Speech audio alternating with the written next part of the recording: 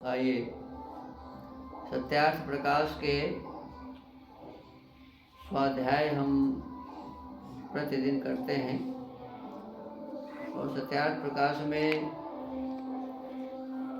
कुल कितने समोल्लास हैं? 14। और सभी समोल्लासों में जो कुछ भी विषय है उसका मूल भूमिका में स्वामी जी लिख देते हैं। उन्होंने लिखा है कि प्रथम समोल्लास में ईश्वर के ओंकार आदि नामों की व्याख्या है, द्वितीय समोल्लास में संतानों की शिक्षा है, तृतीय समोल्लास में ब्रह्मचर्य पठन पाठन व्यवस्था, सत्यासत्य ग्रंथों के नाम और पढ़ने पढ़ाने की रीति बताई हुई है। चतुर्थ समोल्लास में विवाह और गृहस्थाश्रम का व्यवहार लिखा है।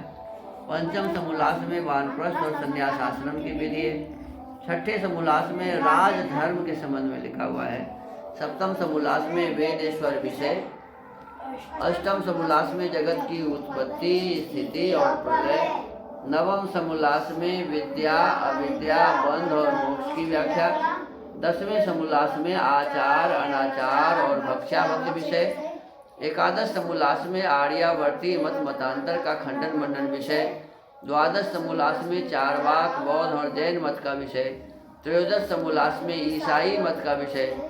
14वें समोल्लास में मुसलमानों के मत का विषय और 14 समोल्लासों के अंत में आर्यों के सनातन वेद विहित मत की विशेषतः व्याख्या लिखी गई है। स्वामी जी कहते हैं कि जिसको मैं भी यथावत मानता हूँ।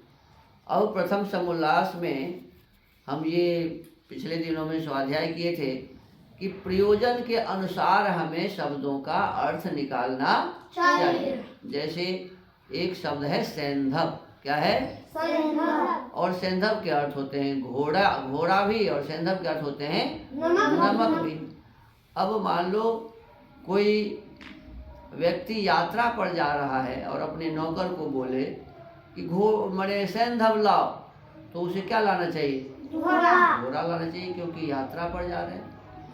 लेकिन उस समय वो नमक ला करके दे दे तो प्रकरण के अनुसार हुआ? नहीं हुआ। ऐसे ही भोजन पर बैठे हुए हैं और भोजन के समय में बोले कि भाई सैंधव लाओ, और नौकर जाकर के उनको सैंधव के बदले घोड़ा ला करके उनके नमक के बदले घोड़ा उनके सामने बांध दे, तो क्या समझेंगे वो मालिक कि ये मेरा नौकर अच्छा नहीं है, ये सेवक मूर्ख है, इस मूर्ख सेवक को रखने से हमारा कोई प्रयोजन सिद्ध होने वाला नहीं है।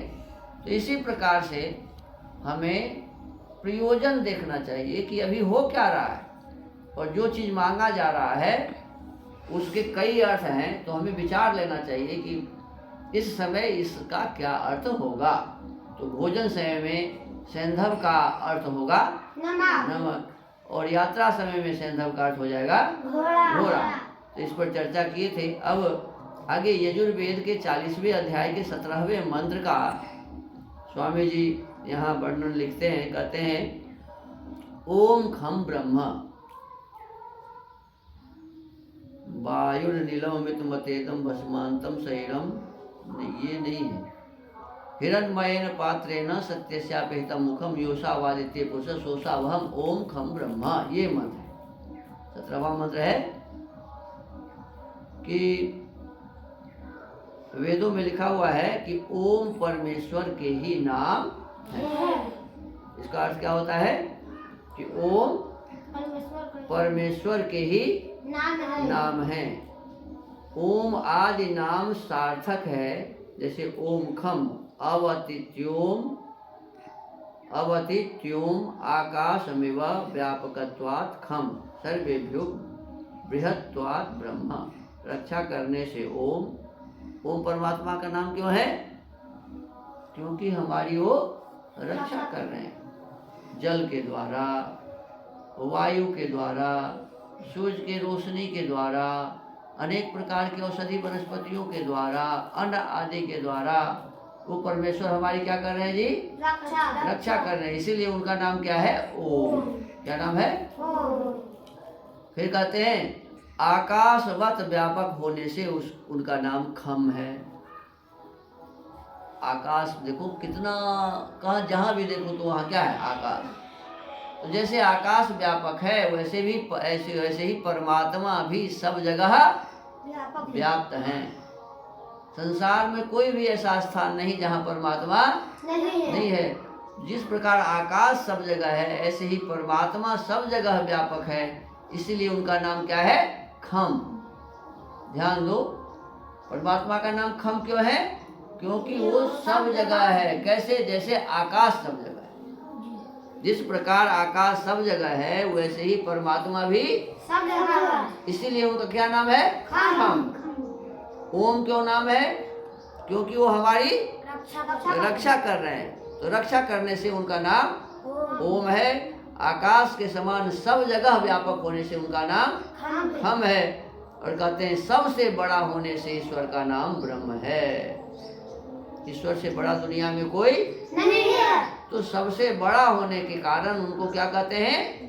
ब्रह्म कहते हैं। तो ये तीन नाम आज इस मंत्र के आधार पर हम लोग ओम खम ब्रह्म, ये यजुर्वेद के 40वें अध्याय के 17वें मंत्र में ये बताया गया है कि हिरण्मयेन पात्रेण सत्यस्यापीतम मुखम योषावादित्य पुरुषः सोषाभम ओम खम ब्रह्म। ये तीनों शब्द इस मंत्र के अंत में। परमात्मा का नाम ओम है क्योंकि वो सबकी रक्षा करते हैं। परमात्मा का नाम खम है क्योंकि वो आकाश के समान सब जगह व्यापक हैं। आकाश की तरह सब जगह व्यापक हैं। और परमात्मा का नाम ब्रह्म है क्यों? कि वो सबसे बड़े हैं। उनसे बड़ा और संसार में कोई नहीं है। तो सबसे बड़ा होने के कारण परमात्मा का नाम क्या है? ब्रह्म है। तो इस प्रकार से हम इस कहते हैं जिसका नाम ओम, जिसका नाम है और जो कभी नष्ट नहीं होता। ओम के बारे में क्या कहा? जो कभी नष्ट नहीं होता। हम सबको उस परमेश्वर की ही उपासना करनी चाहिए। छांदोग्य उपनिषद का ये वचन है, ओम इति तदक्षर मुद्गीतमुपासीत। माने उस परम ब्रह्म परमेश्वर की उपासना हमें क्यों करनी चाहिए? तो कहते हैं कि वह कभी नष्ट नहीं होता। जो ब्रह्म, जो परमात्मा, जो ईश्वर कभी भी नष्ट नहीं होता, जिसका नाम ओम है, उसी की हमें उपासना करनी चाहिए। छांदोग्य उपनिषद में ऐसा लिखा है। तो आइए अब स्वाध्याय के क्रम को यहीं विराम देते हैं।